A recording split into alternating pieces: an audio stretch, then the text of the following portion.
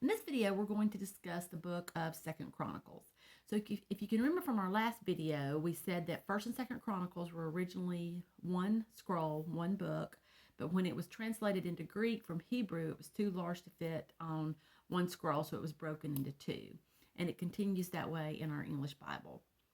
Okay, now let's think about our eight questions. The first one being, who wrote the book of Second Chronicles? Most scholars believe that it was Ezra who wrote Second Chronicles. When we answer the question, who was it written to? It was written to the small remnant of Jews who returned to Jerusalem after the Babylonian captivity. When we think about how much time is covered, it was approximately 300 years. So the main idea of Second Chronicles is a very condensed history of Solomon all the way to the return of captivity. And Second Chronicles, it doesn't recount the kings of Israel, only the kings of Judah. Now, the text will mention a king of Israel, but only when it directly intersects with the life of a king of Judah. So the notable characters in the book of Second Chronicles are all the kings of Judah. So that would be Solomon, his son Rehoboam, Abijah, Ahaz, Jehoshaphat, Jehoram, Ahaziah, Queen Athaliah, Joash, Amaziah, Uzziah, Jotham, Ahaz, Hezekiah, Manasseh, Amon, Josiah, Jehoiakim, Jehoiachim, and Zedekiah.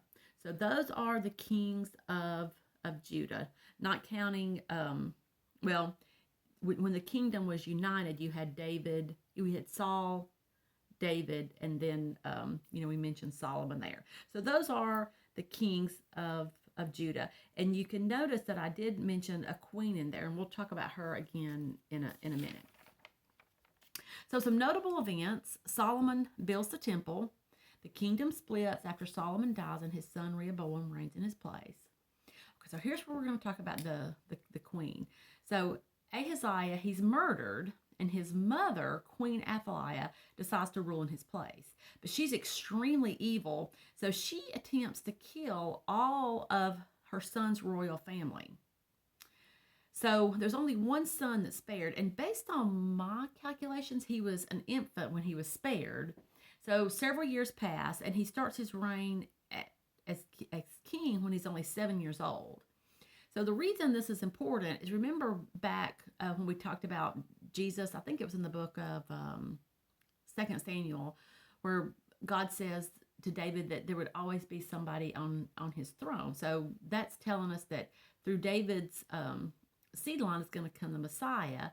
So that seed line had to continue. So right here, when Queen Athaliah has this crazy moment and is going to kill all of the royal sons, through God's providence, one is spared to continue that seed line on. So that's why I counted it as a notable event.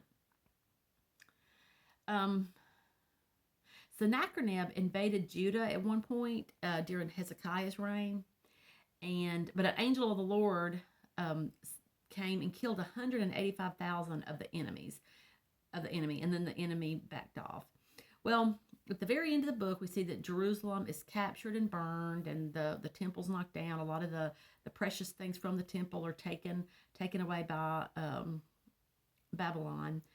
And then 70 years pass, and at the end of the 70 years, Persia has taken over Babylon. So you have a man named Cyrus who's king over Persia.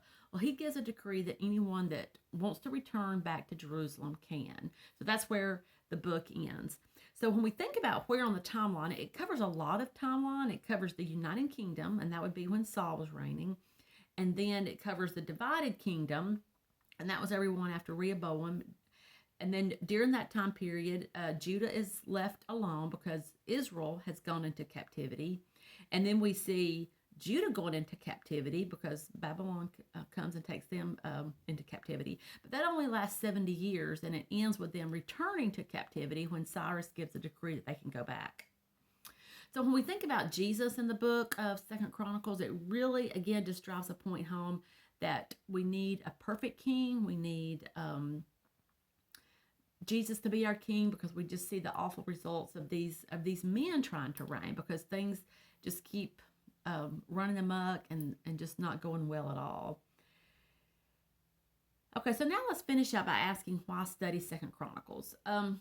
Besides just the rich lessons we can learn from these kings, because we could spend hours talking about each king and some of the things that he did, but I'd like to just leave that and let you guys read it for yourselves, because honestly it reads to me, it's an easy read. It's a much easier read than say First and Second Kings, because you don't have that back and forth between King of Israel, King of Judah.